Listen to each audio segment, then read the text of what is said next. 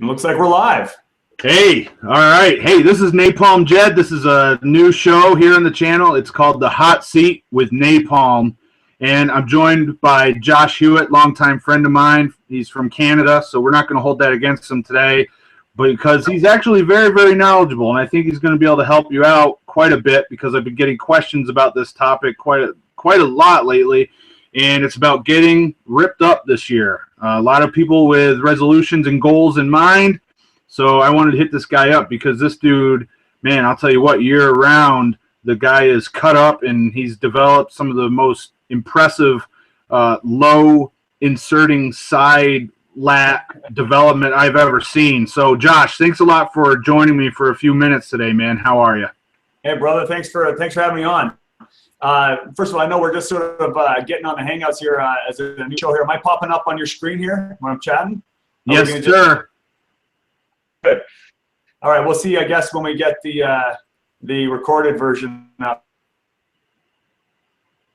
Definitely getting shredded is a lot of people's big goal for the year coming up. And even for athletes, I know a lot of guys that are competing, even in strength athletics, have to make weight for competition, and they don't want to sacrifice their muscle tissue or their strength doing that, right? So having come from more of a strength background like yourself, and transitioning over the last few years to more aesthetics and physique, there's a lot of stuff I learned along the way and implemented. So looking forward to chatting about that today. So it looks like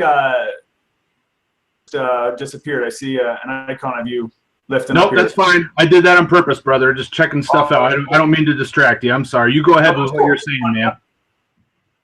All right, cool, man. So let's. What do you want to get into as far as getting into the chat here? You want to start with what do you think is the first step that someone should take that really wants to make a change and change their body composition? Because I know that when I first became aware of you online, you were much thicker, much bigger. You carried around a lot more body fat because you were in strength competition. What's the first thing that someone should do if they're looking to make some dramatic changes like you have in the past? Cool. Well, listen, I got you talking about that. I'm going to try and do a little screen share here for an old pic. I don't know, is that coming up from one of my back in the days? Yes, sir. It's me pulling hopefully that's there for your viewers as well. That's only 250, but that was one of my first big strongman comps with Sega Beach. And I'll show a pic. That was about 250 there myself, and each of those are 250 per hand. Now this is my low inserting lats pic from just before a recent contest. Is that coming up there? Yeah, it is, and the picture doesn't do them justice because there's quite a bit of glare there at the bottom where most people's love handle is. There's actually more lat there on Josh's side body because he's some kind of a freak. But yeah, some genetic anomaly, I don't know, but yeah, I mean, I've got to put some width on those goddamn long lats. But yeah, as far as talking about, let's get into the basics. I mean, when it comes to body composition training, there are definitely some differences in training when you're training for hypertrophy or body composition versus strength. But I think the biggest change is with nutrition. So when it comes to focusing on body composition, there's definitely a lot more attention to what you eat. When you're just getting big and strong, and how lean you are is less of consideration. You can be a little bit more loose around your diet. But when it comes to keeping body fat at a minimum and maintaining as much strength and muscle mass as possible in the process, you have to be a little bit more strict with your diet or pay a little more attention to it. And that usually comes down to the basics, which is calories in versus calories out. And everyone wants to come up with a fancy diet related to what nutrients they have to cut out, or don't eat this food is bad food, that food's good food, and all these special anabolic diets or fat loss diets, and they may have some effectiveness to them, but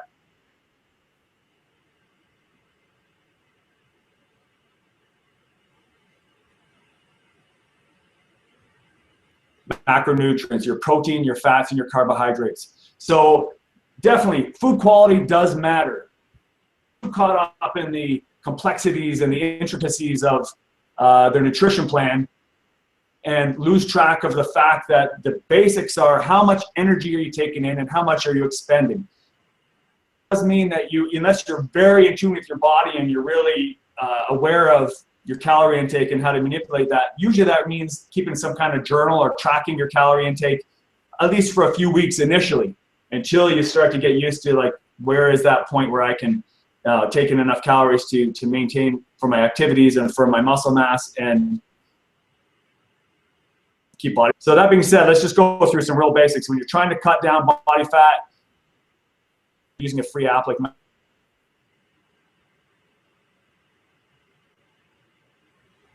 and you want to make some slight reductions in that, so that body fat starts to get used as a fuel source because you're in a bit of a calorie deficit. In the process, you want to maintain as much muscle as possible, and this is where you want to pay attention to your macronutrient ratios as far as how much protein, fats, and carbs you're going to be taking in to maintain muscle. So usually in a deficit, a little bit higher protein intake is a good idea so that you can maintain lean tissue. You're not going to sacrifice or catabolize lean tissue along the way. I usually recommend at least a gram per pound of your lean body weight per day of protein. So if you're, say you're a 200-pound guy and your body fat's pretty low at about 10%, you're going to try and get in at least, say, 180 grams of protein a day. So to maintain that 175, 180, that's as like a minimum. A lot of guys will go a lot higher, but you know, there's a point of diminishing returns. Carbohydrates, then you want to get a little bit of, make sure you maintain the minimum of essential fats in your diet. You need to have some essential fatty acids. So that's usually a minimum of 30 grams a day of some healthy fats, up to, like, say 75 to 80 grams of healthy fats a day when you're paying attention to your caloric intake. Fats are the highest calories per gram, obviously. So you want to make sure you're still keeping in some healthy fats.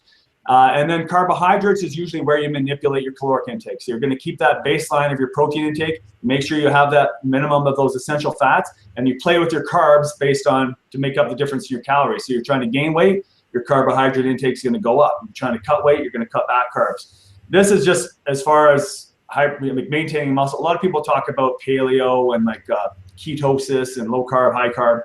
I'm talking about that's a whole other ballgame. Talking about regular diet that you're going to manipulate your nutrients with.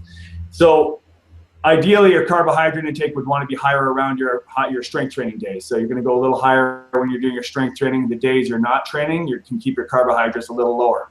So when you know that you got your baseline protein, you got your minimum fats in there, and you want to make a little bit of a deficit, you cut back your carbs a little bit, you play them a little bit more, so you come down. That's basically it. If you're playing with those, your food intake, your food choices is secondary. That being said, if you're eating clean, so to speak, you probably have less digestive issues. You're going to be processing your food a little bit more efficiently. Falls in blood sugar and energy levels. So definitely eating healthy, less processed food choices will make a difference, but it's really secondary. And the other factor around that is food timing, which is also secondary, but may make a difference. We talked about carbohydrates primarily around strength training days or around your strength training workouts, the bulk of your carbohydrates. And food choices, like we said, is secondary, but does make a difference. The other consideration, if you're in a deficit for a long period of time, like when I was doing my contest prep, I kept a calorie deficit to get my body fat down to where I wanted it initially. Your metabolism will adjust, and people talk about metabolic damage and all of these other factors for being in a low calorie diet for too long. That's just your body's natural way of adjusting its metabolism to account for the low calorie intake.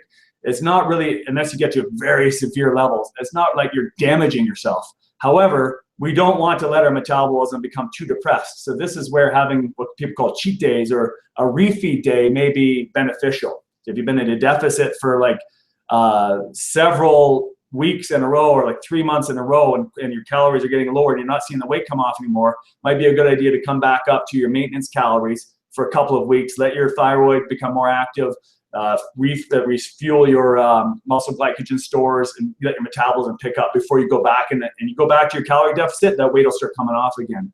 I would always like to do every 7 to 10 days, do a refeed day too, as long as you're not blowing your deficit for the week, like just pigging out. Have at least one day where you let your calories a little bit as well, so you let your metabolism pick up a little bit, get your strength back up by packing your glycogen stores back up again. But I know I rattled through a lot there, but does that make sense as far as basics for like nutrition? Yeah, absolutely. And I mean, I think it's good to have so much emphasis on nutrition, seeing how it's such a key aspect of the equation. And bridging into the next thing, how much effect will exercise selection have on fat loss? Like, what would you suggest? Well, that's a good question too, because a lot of people, when they're looking at, okay, now I want to lose fat, first of all, they start adding in tons of cardio. And often I think, well, if you're aware of exercise science, at some point, you probably wouldn't go this route. But a lot of people think they got to train light and do just tons and tons of reps because they're trying to lose weight now. So I'm toning instead of bulking. When it comes to strength training, let's start off there, because I think strength training should be the focus of an exercise routine. Whether your goal is to gain weight, lose weight, get stronger, get leaner, strength training is the foundation that you build off of. It doesn't mean you switch out of strength training into cardio because you're losing fat now. You keep strength training. And the main reason behind that is if your goal is body composition, to get leaner, you do not want to sacrifice a shitload of muscle mass in the process of losing body fat. And so the main way you do that is to keep training as if you're trying to build muscle. So continue to do hypertrophy training. There may come a point where you're in quite a calorie deficit, your energy is a little lower. The volume may have to be reduced slightly, but overall, you're training to build mass while you're cutting fat. So that'll help you preserve the muscle mass along the way. That being said, as far as cardiovascular exercise, if you're manipulating calories, you don't need to do tons and tons of cardio to try and blow off those extra calories.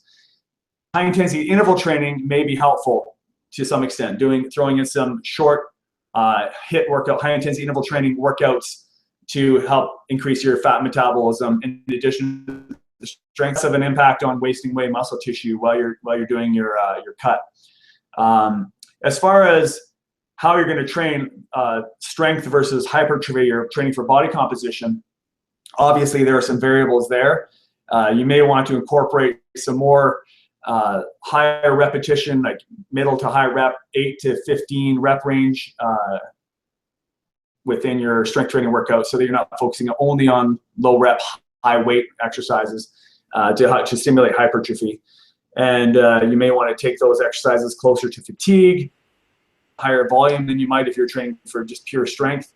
And I would focus on more slow, controlled, or at least moderate rep range, net rep tempo exercises, really focusing on muscle tension and really contracting the muscles through every rep rather than just moving as much weight as you possibly can.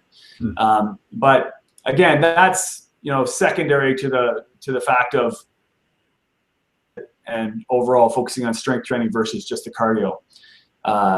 Aside from that, that's I also included a little bit more isolation work than I ever would have before when I was training for the competition. That was just for aesthetics. Weak areas to bring up aesthetically. You may strength training program, a little more isolation work, but the bulk of your program is still multi-joint compound exercises that hit the more muscles per exercise you can. You want to get most bang for your buck or for your time in the gym, and also the most calorie expenditure for your exercise time as well.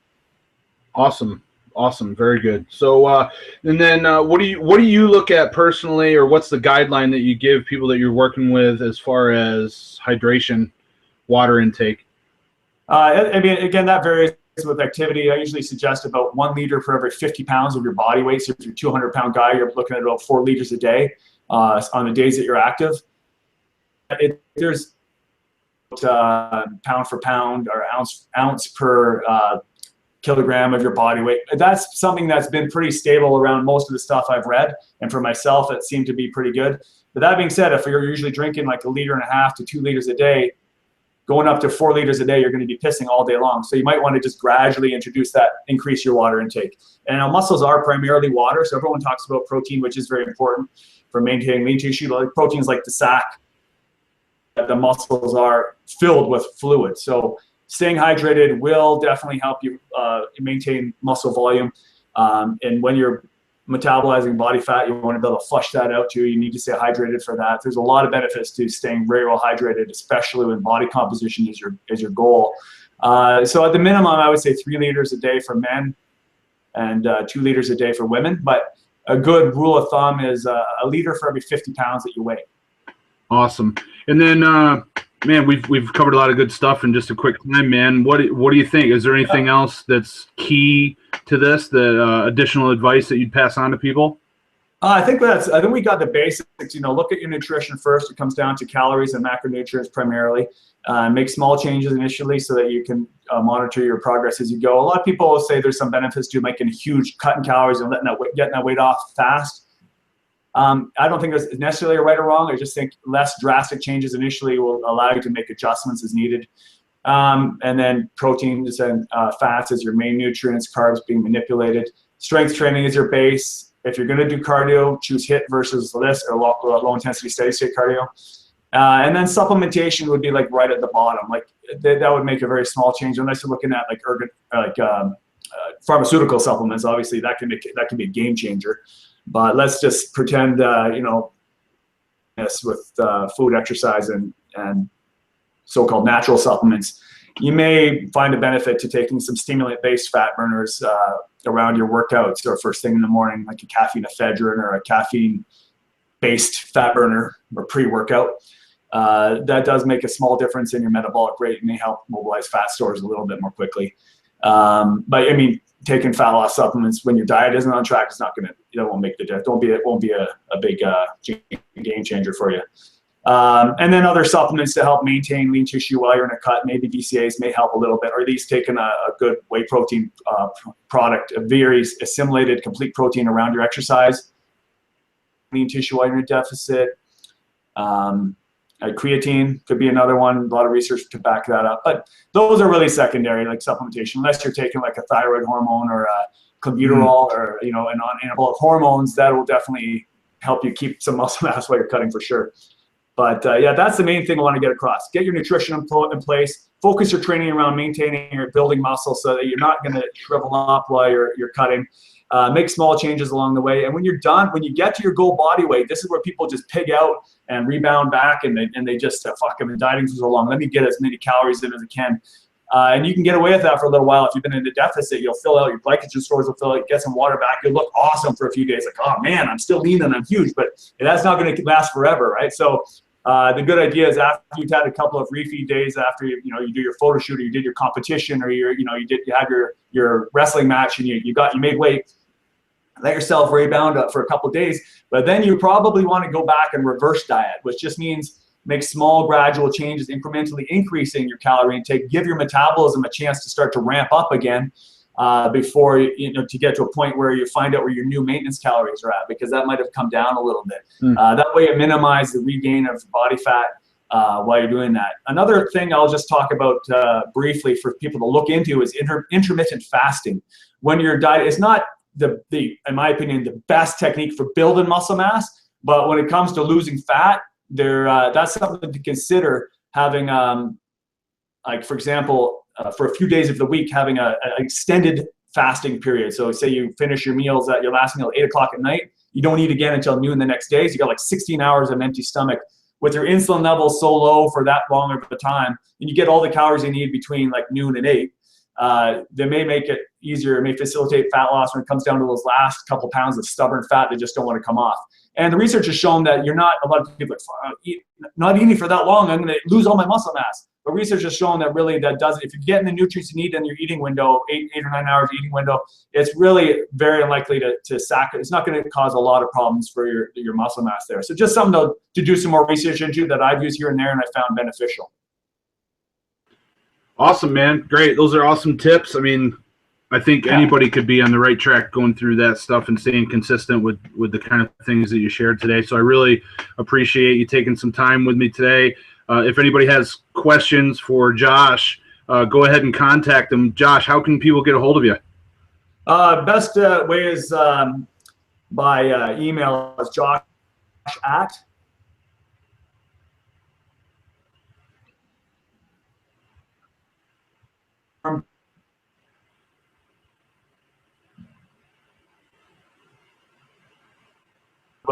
.com/topformfitness, Twitter, topformfitness, Instagram, topformfitness. You'll find me all over the place, so it's an easy way to get a hold of me. And I got a lot of articles up on my blog about getting lean and keeping muscle mass, or how to stop a rebound after diet, and all that stuff, preparing for physique-oriented competitions now.